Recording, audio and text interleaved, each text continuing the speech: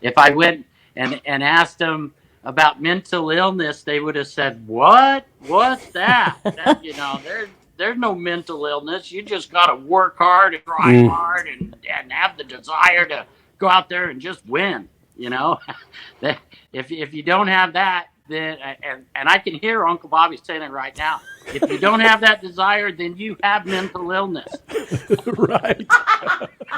So, let me tell you. Let me tell you, yes.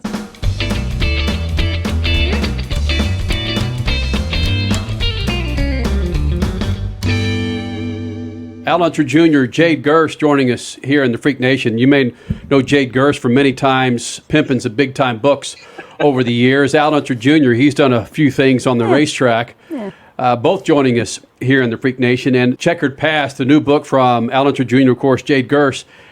What is it that you've had to do to yourself, physically and mentally, to prepare yourself for the, oh my gosh, or the blowback that Unser Jr. may get for some of these stories that you're telling about your life? Actually, it's in God's hands, totally. As far as, well, how people are going to respond, how people are going to react, that's on them. That's nothing to do with me. You know, most everything of the struggles that I talk about, the substance abuse disorder and the mental illness, you can look that up on the internet at any time and see that. And so it was really what ended up happening through this whole thing was it was great therapy for me to work with Jade and go through these things and talk about my personal life. With my first wife Shelley, my second wife Gina, my 4 kids, the stresses and the pressures of IndyCar racing and that sort of thing, and my family, Dad and Uncle Bobby and all that kind of stuff, and living up to their expectations and so on, and we've put that all in writing and going through it was really good therapy for me. And so what other people how they're gonna react, that's all in God's hands. God controls all that. So. Jade Gurss, of course, is the author of Unser Jr. and Checkered Past, joins us here in the Freak Nation. And whether it's John Andretti, Dale Earnhardt Jr., Jade, you got to strap it on, man, and ask him hard questions. And there are a lot of hard questions with Unser Jr. Run us through that, how you're sitting across from a legend and a legendary last name. How did you get the gumption to ask the tough questions of Unser Jr.? Well, honestly, from day one, when Al and I met briefly to discuss it, he was very forthright, very forthcoming about, I want to tell the whole story. I want to be honest. I want to tell my story so that I might be able to help other people that might be struggling with these issues. So right from the very jump, he was very open about it. So it did make it easier for me. But I agree with what Al said. I could feel on my end of things that it was almost a catharsis for him to share these stories. And, I've written books in the past where, the main subject was made to look heroic in certain circumstances, and Al does in the racing segments. But he was very much open and willing to share stories that maybe are not so heroic, but I think it makes him so much more of a human that you can identify with, that you can really feel what he's gone through. And so it was very important to me to be sensitive to that. And, it's his story. I just was able to, and lucky enough to be able to, put it on paper or put it together. So that made it a challenge for me, but very rewarding, very much happy with the final product.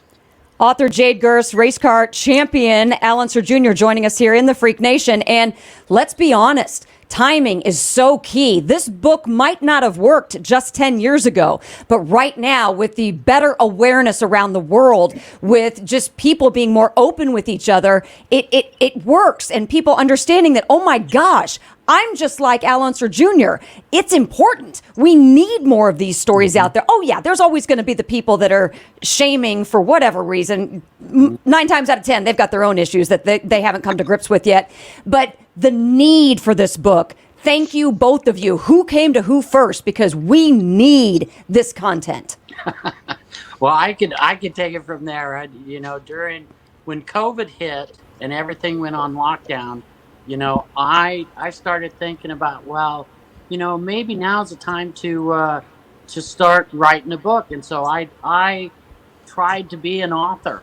Okay, so I went to I got online and I joined a author on the internet to teach me how to be an author. And so I worked at it, and I had all my post-its all around and my stories, and I'm writing, and honestly, I got to the '89 Indy 500 with me and Emerson, and it was just too important for a beginner rookie author to be writing this book. And so, that's when I called up Jade and I go, Jade, would you please help me?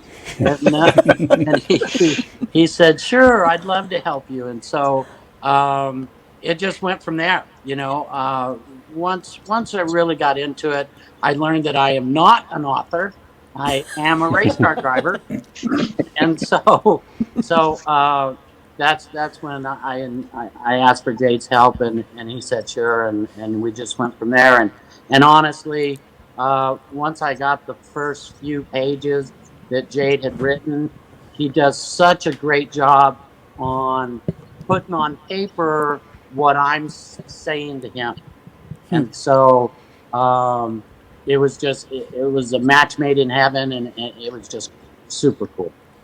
Well, I know we're going to bounce back and forth in this interview between off the track, outside of the cockpit, and in the cockpit, but you just brought up 1989, so I want to know how Jade portrayed the vast differences of your '89 Indy 500 that you were supposed to win but didn't, and your '92 500 in which you woke up that morning and thought you didn't have a freaking shot whatsoever, and then you go on to win it in one of the closest finishes in history.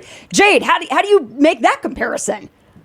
Well, Al really went into depth on both about the emotions from both events.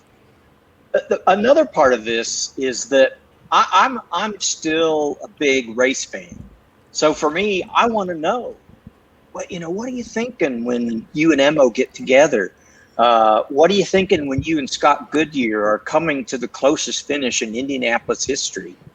And my job is to take his stories and to disappear. I don't want to be a part of the story. My job is to help Al tell his story as best as possible. So I will say he thinks that the 1989 race, which he crashed into the wall with Emerson, or the crash with Emerson, was his best ever Indy 500 drive, even though he won it twice. So, and he can go into more detail there. Again, as a fan, the 1995 Indy, where Penske did not qualify at all, I don't think that story's ever been told in the depth that Al goes into in this book. So, again, people will enjoy the celebration, the amazing Indy victories, but from a human standpoint, the drama of that 1995 Indy 500, the buildup, Al just was able to share the emotions and the details of that. It takes up 2 chapters. Wow. So again, I'll defer to Al as far as specifics that he wants to share on that. But as a writer, it's a dream to work with someone who's willing to be open and honest and to share things that are disappointing, rather than just wanting to, it's not a book only about his 30-some IndyCar wins. It's much more than that. Jade Gurss, as a writer, I want to talk to you a little bit. You've talked to a number of drivers. You've gone in depth. You got Roger Penske on the missing the Indy 500 story at 11. You've got that worked out perfectly.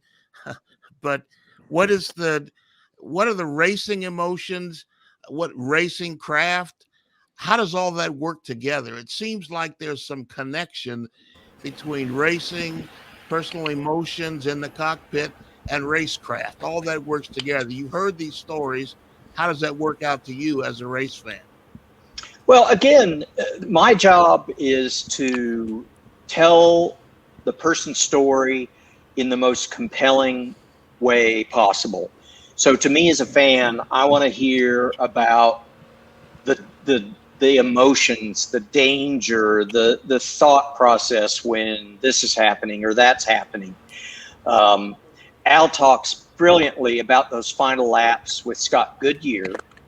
Again, that it ends up as the closest finish ever, but it's brilliant because he talked about they always say, oh, a driver always worries in his final laps for his first Indy 500 win, and he had none of that because he's racing tooth and nail with this guy right on his back bumper. So he couldn't worry or think about it at all until he crossed the finish line. But Jade, excuse me. I love that answer, but I want to get to the question that I asked. Okay. What are you finding in these stories? You yourself, Jade Gurss, New York Times best-selling writer, you've heard a lot of stories where racing drivers, racecraft, and emotions in the cockpit have all come together. Al and Scott Goodyear, wherever.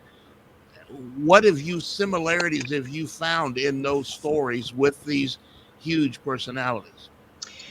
I think all successful race drivers are very good at compartmentalizing things. Again, Al said he's never truly been fearful when he's in the race car. Now, the car or circumstances have scared him in the moment. Wow. But the fear factor is not forefront. Now, I again, with John Andretti, he basically described the very same thing. Dale Jr. as well. It's ordinary people doing extraordinary things, and I'm fascinated by that. As a fan, I want to know how they do that, or how their brains work, and how that fits into a larger story or a larger spectrum. How does Al's background as part of an incredibly famous family, how does that show up while he's in the race car? He talks about blending the best of his Uncle Bobby, hell-bent for leather every lap. His dad, very thinking, deliberate, wants to be there on the last lap. That combines within Al Jr. he became a driver that won the Indy 500 twice. He won 2 championships, 2 IROC championships, 2 Daytona 24 hours. So for me, I want to understand Al, the person, and how that manifests inside that car during key historical moments in racing history. So, Al, how do you meld the best of Bobby and the best of your dad together to be who you are in the cockpit? Well, it was something that I tried hard to do. I don't think I ever mastered it, I was more like my father, to be honest. Uncle Bobby sat on a bunch of front rows at the Indy 500 and had a lot of poles in his career. My dad only had 1 pole at the Indy 500, like myself, and so it was more about we're there to win the race. We're not there to win practice or win qualifying. We're there to win the race. And so I was more like my father behind the wheel than Uncle Bobby, for sure. Al Jr., let's get into the meat of the book. And of course, the one thing that sticks out is you, on your birthday, attempting to take your life. And that's tough to read, man. I can only imagine being in your head when that happens. Can you run us through the emotions, or are you comfortable talking about the emotions of that night when two-time Indy 500 champion was about to take his life? Well, it wasn't just one night to begin with. It was a few months, and it was every day, and literally I was alone. And it's the first time I had been alone in my life, and you know, it was tough. It was the rock bottom. It was something that 2012 was the worst year of my life completely, and so I had to learn how to do my laundry. I had to learn how to cook my meals. I had to learn how to go to the grocery store, and just those things, learning how to do those things was overwhelming to me. And so life was just overwhelming, and it was hard. It was tough, but I just kept persevering like I did in the race car, and just hoping for a better day, and so on, and with my psychiatrist, going and seeing him once a week. He helped me an awful lot, and so excuse me, it was tough. It was some tough times, but I'm human. I'm Hmm. just like everyone else, and so it was something I wanted to share. It was the truth. I was going through a real tough time, and I talk about it in the book on how I pulled myself out of that, and it was just it was support from friends, and mainly the therapy I was doing, and the psychiatrist. They helped me an awful lot, and so as time went on, the days got better and better, and then, simply put, I found Christ, and then once I found Christ, I've never been alone again. Just that simple.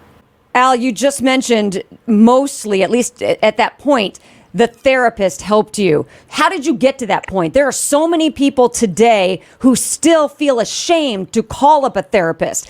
What was it? What was your epiphany? Why did you pick up the phone and make an appointment? Because that clearly helped you to go to the next level.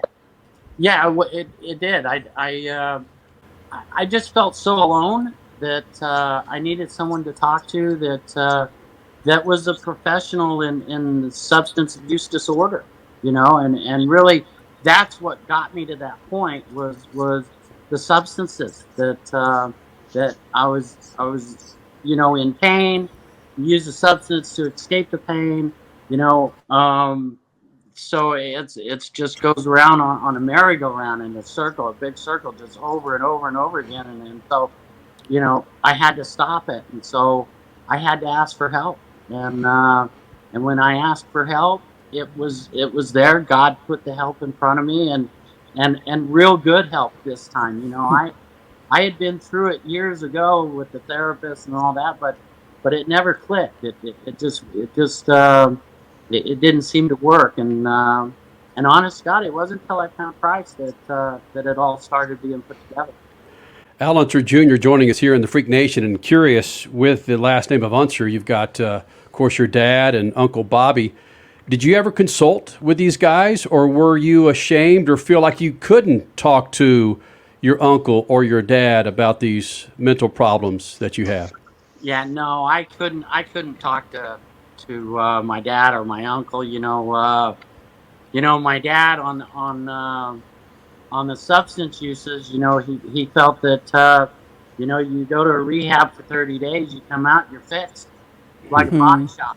You go in and you come out and you're fixed. And quite honestly, that's when the real work begins. Is when you do come out and start getting into society and living life, and it gets tough. It gets real tough, and so the therapy, the psychiatrist, um, the meetings. They were all good. They all helped, but honest to God, you just got to live through it. You got to live through the pain, and it gets better. I promise. It gets better, but it takes a while. Taking care of your car is a responsibility. It ensures the long life of your car and its expensive components. That's why Lucas Oil takes automotive protection so seriously. Lucas heavy-duty oil stabilizer bonds with motor oil to shield engines from heat and wear. So take pride in caring for your car and pass that pride and knowledge to the next generation for years of smooth, reliable driving on the long road ahead. Trust Lucas Oil. It works. Al, I couldn't agree with you more. I've had a couple of years of therapy, and I learned things about myself that I'm still building on. That's that valuable. Al, Jade mentioned that drivers have this ability to compartmentalize. I assume he talked about compartmentalizing maybe around the racetrack or in the cockpit. Have you found the ability to compartmentalize outside of racing? Now that you're out of racing and out of the cockpit, has that helped you in getting order to your life away from cars?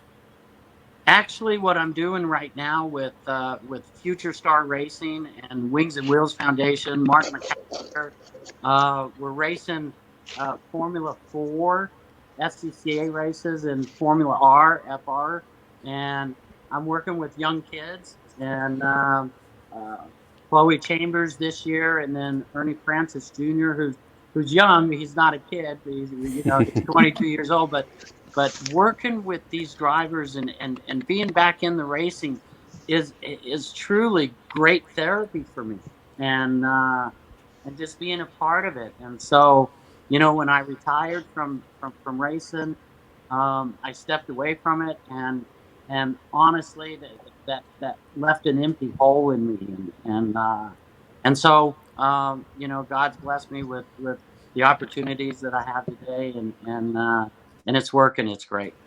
Do you see yourself in these young drivers, especially in Ernie Francis, who's won championships? He's grown his career's moving to a place where it could take off into a greater level. Do you see yourself in some of these younger drivers?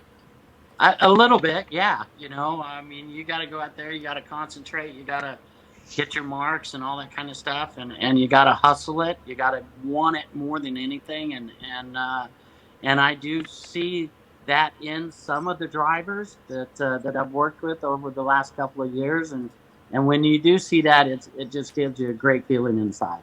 Let me interrupt you for a minute. It came to me while you were talking. Do they see you as a champion driver, one of the best in IndyCar history, or just an old man who's talking to him? Well, some of the kids at first, when they first meet me, they go, "Who? Who are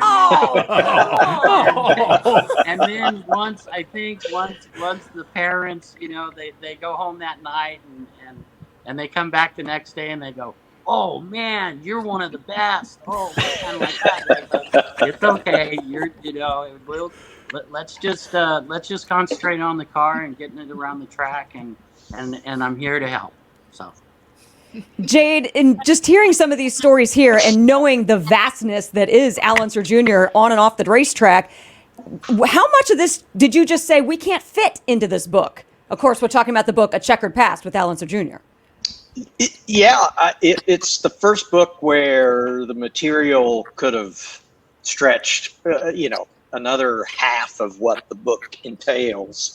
And so again, that's part of my job is how do we, all the stories are good stories. How do we pick the best ones, or how best to portray, the arc of his life or his life story. So, that's why they pay me the mid-sized bucks to do this sort of thing, to pick and choose.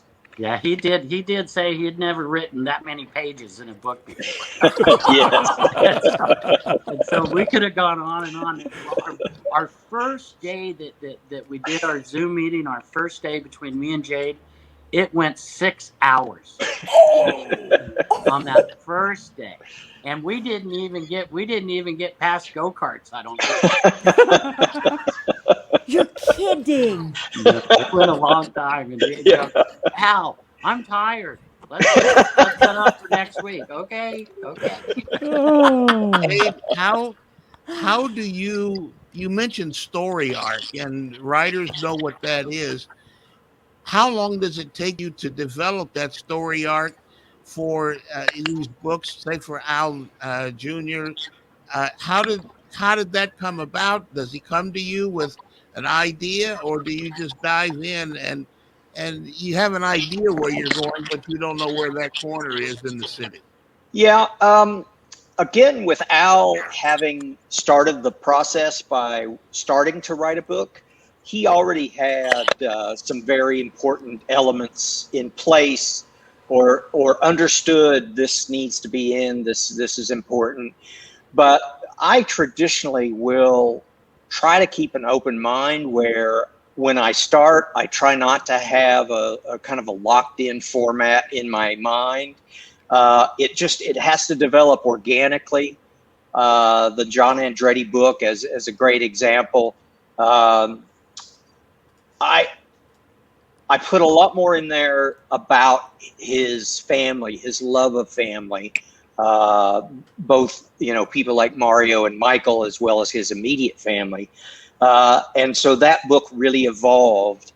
There's still a ton of good racing stories, and it's the same with Al. I'm a race fan. I want to hear about this, that, or the other, but I let Al tell his story and then develop the arc or the format from there. So it's pretty much up to the subject of the book to help me determine that. Unser Jr., Jade Gurss, Unser Jr., Checkered Past, the new book out October 1st. And Al, looking back through your life, whether it's talking to your therapist or I'm sure it was therapy talking to Jade about this book, did you find that your mental illness was creeping in with your alcohol and drug abuse or your partying or the driving? Was it part and parcel of your career with your mental state? Not at all. Not at all. It was something that I was engulfed in the stories, and remembering the past.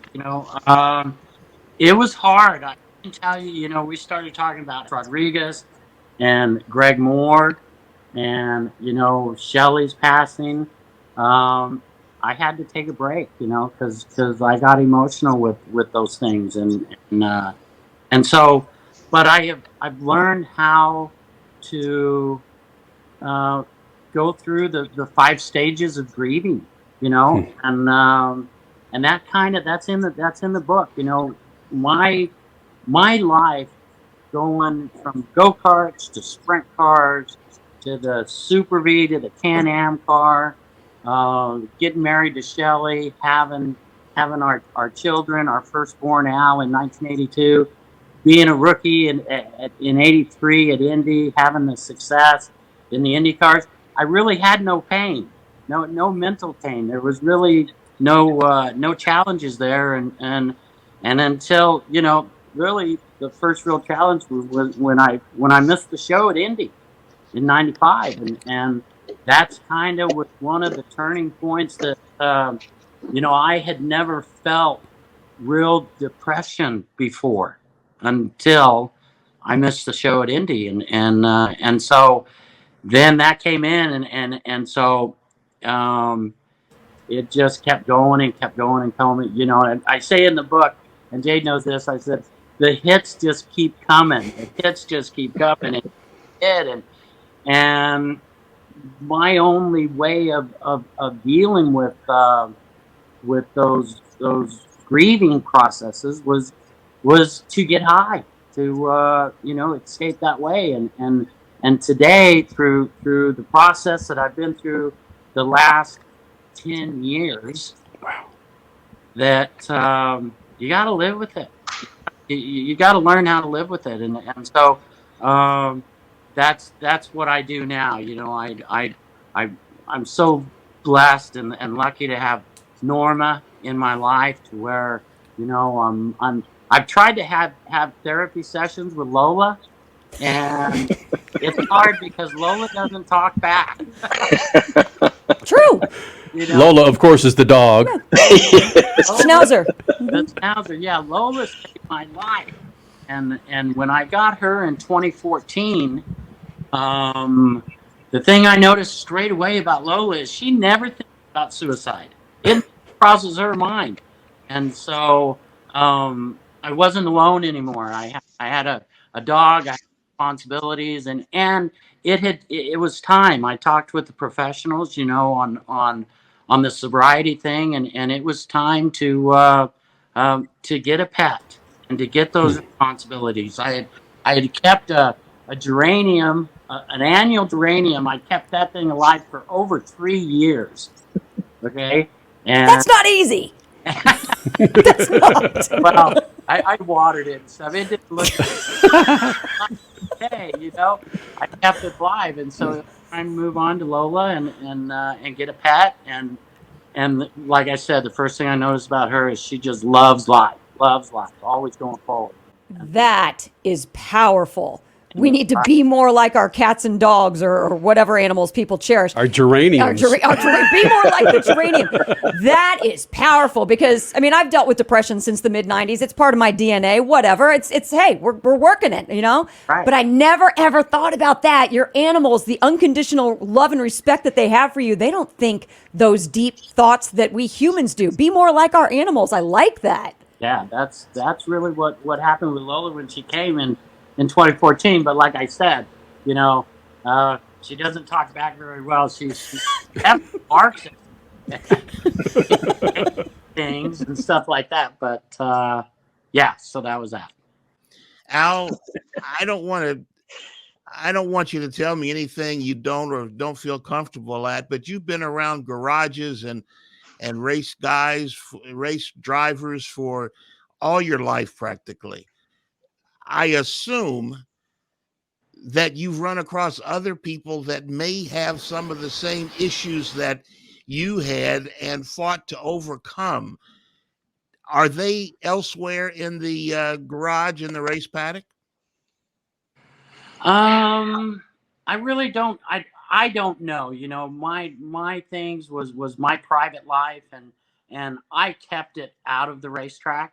Okay, because you know, simply put, if you're doing anything substance wise and getting in an Indy car, it's just suicide. That's instant suicide. Okay, so no, I never did it around the race car, and it through my entire career, and I never saw anyone else doing it, doing anything like that in during my career.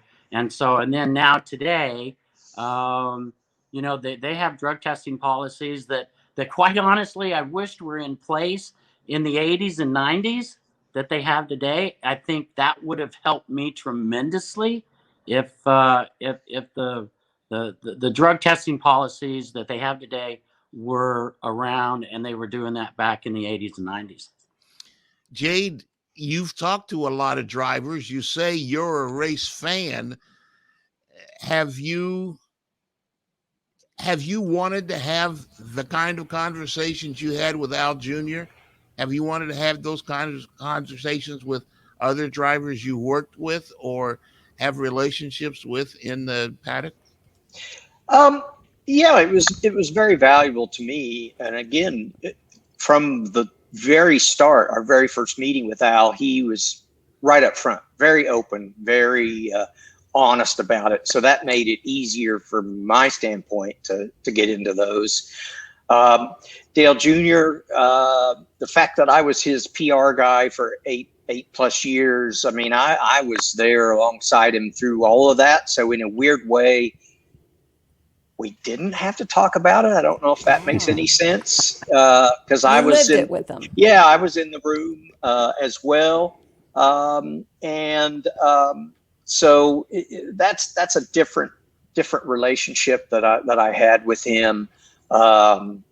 And with John Andretti, the tough questions were again more about his health and that process, how he dealt with having cancer, and again, his last months were very, very rough. We were probably 85 to 90% through the book when he finally, his health just had reached a point where he just couldn't do any more interviews or couldn't do any more with it. And so those were very tough, very heartfelt discussions about mortality and sickness and cancer. So that was a book of a much different subject, but again, very much topics that help. I keep using the word humanize, but that's the best word I can think of. Is they show the human behind the headlines. One of the things that Al and I talked about in a previous interview was people may have seen the headlines in the tabloids and all that BS, but no one knows what led up to that or why that happened or what was going on otherwise.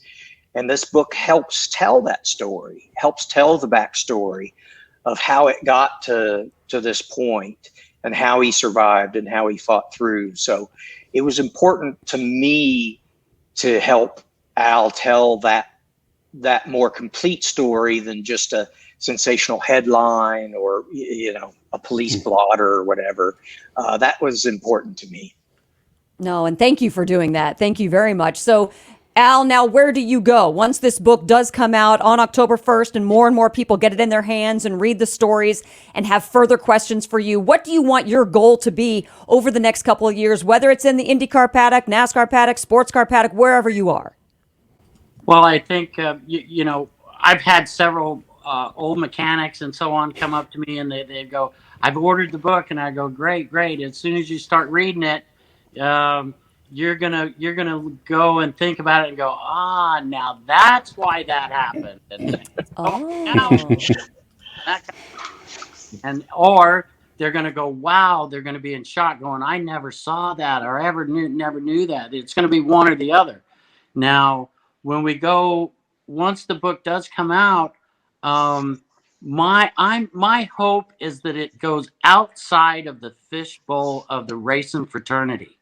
My hope is that we can go and get into mainstream society and talk about these hard issues and what I did to survive it, to overcome it, and ask for help. How did I ask for help, and that sort of thing. And so it's right along the lines of mental illness, which Gladys, you just said it. The timing couldn't be perfect, and I kind of put that on. Yep, it's God's timing, and it's in God's hands, and so we're gonna go with it, and we're gonna talk about it as much as I possibly can, because it is a mental illness, and I was talking with Norma just yesterday about it. Maybe the diagnosis at the beginning of my stuff should have been PTSD or something like that, but it's not, it wasn't. So we're gonna just have an open discussion about all this kind of stuff, and again, the timing couldn't be perfect, and I'm willing to put it out there like we did with Jade. Jade's a brilliant writer. He was able to really put my thoughts and my feelings on the piece of paper in words, that something that I couldn't do when I went to be an author. So, there, I'm open to anything and everything, and all I want to do is help. I want to give back. That's where I am in my career with all the drivers that I'm working with. All I'm trying to do there is pass on what was so freely given to me by not just my dad and my Uncle Bobby, but Rick Mears. Rick Mears Yeah. helped out an awful lot when I joined Penske, and Rick is still out there doing the same thing. And so that's where I'm at in my life. I just want to give back.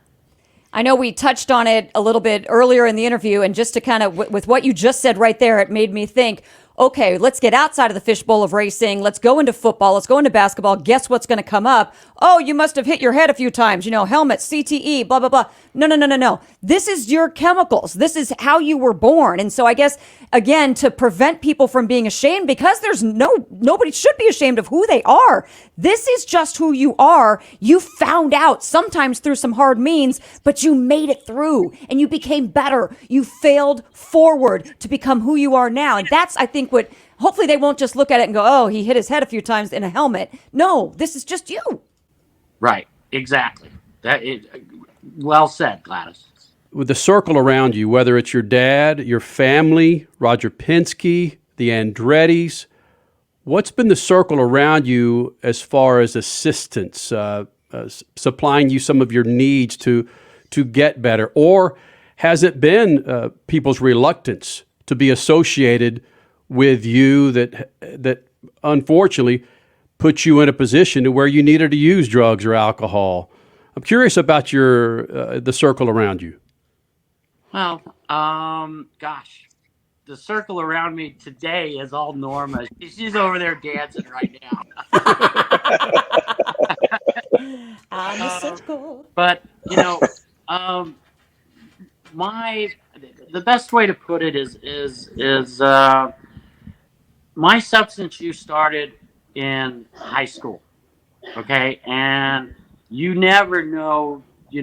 People they drink in high school, they drink in college, they use the substances, so on. You never know when it's taken over your life. You never know when.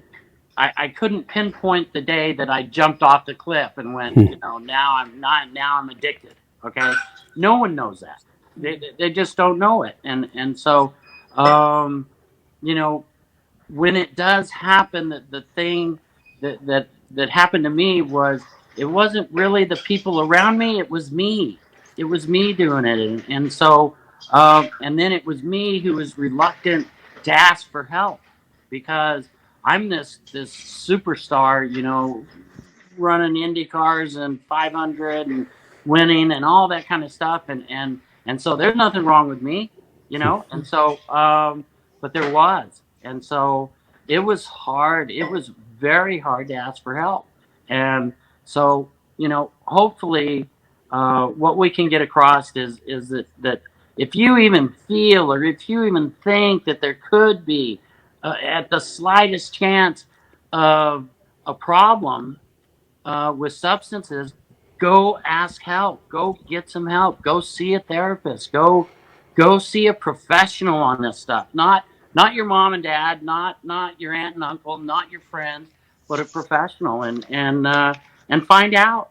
And then start a program and get on it. And once I did that, I was the freedom that I had was so great. The freedom from that mental cage that I was in, and I didn't even know I was in it, and so I knew the second I learned that I was in the cage is when I was out of the cage, and I went, oh, okay, and that's the way it's been recently with Christ, with Jesus. I mean, he's given me freedoms that I've never felt before in my life, and I just I've overwhelmed with it. I'm in a small group, church group.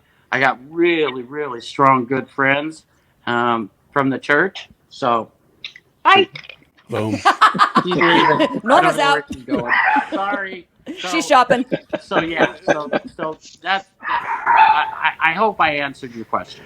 I want to get an outside perspective. Jade, what did you find about the support system or lack of support system for Al Unser Jr.? Yeah, I've been through a few things myself, so I can identify with him on a lot of that. And there are moments in the book where others' kindness really sunk in or did well. But there were times when it didn't, or people had good intentions, but Al wasn't ready for that. And it really comes down to him, admitting that he had an issue or dealing with it head on. And, hopefully people that are stubborn, like some of us that don't want to admit they need help, will see in him a good reason to be open and honest, to be able to accept and get the help that they need. So that was kind of, again, personally, some of the things I've been through. I can really connect and identify with him on that. And it doesn't get better until you admit it and be open and accepting of the help that is out there. One final thing, Al. You mentioned cages around you that maybe it hindered you and some of these issues that you had. This is a delicate question, but I feel like you answered it maybe in the book. Was one of those cages the Unser name? No, Good. it was not. That was being born where I was born was a total gift from God, and the love that I had for racing happened right away when I was 9 years old. My dad had a lot to do with that, and so on, and really another one of the family members that truly really showed me the real love was my cousin Bobby Jr., who passed away this last June, and it was the Unser name was definitely something that helped me throughout my whole career, and having the experience of Dad and Uncle Bobby. They were experts about if I went to them and asked them about the car, about driving, about the setup of the car, what I need to do in the races and stuff like that. If I went and asked them about mental illness, they would have said, What's that? There's no mental illness. You just got to work hard and drive hard and have the desire to go out there and just win. If you don't have that, then and I can hear Uncle Bobby saying it right now. If you don't have that desire, then you have mental illness. Right. Let me tell you. Let me tell you, yeah. So, rest in peace, Uncle Bobby. Yeah, yeah. Al, I can't get out of this question or out of this interview without asking you about this. There's a kid out there. I say a kid. He's in his mid-late 20s, Kyle Larson, and he's doing things that Al Unser Jr. did as far as you put him in anything, and he's winning. What's Al Unser Jr.'s take on Kyle Larson and what he's doing from dirt to NASCAR? He's fantastic. He's an absolute machine. I mean, Tony Stewart really is the one that started the racing, the NASCAR, and then during the weekends that they're not racing NASCAR, which is a lot of races, they're out racing on the dirt in sprint cars and midgets. And I just see, and winning and all that stuff. And Kyle Larson's doing the same thing. He's just out there just driving. I wanted to do that when I was 21. My dad, he said, no, once you get to Indy cars, then you need to stay in the Indy car. You don't need to go down in steps and go racing, and because you're just going to have a target on your back, and they're just going to aim for you, to be a local hero that outran Al Unser. And I talked to Tony Stewart about that, and Tony goes, I didn't find that at all. That everybody pretty much respects each other in the sprint car racing and the sprint car world, and so it was something I wished I would have done. I would have gone after, but Kyle Larson, he is a brilliant race car driver. He works hard at it, and to be racing that often, that much,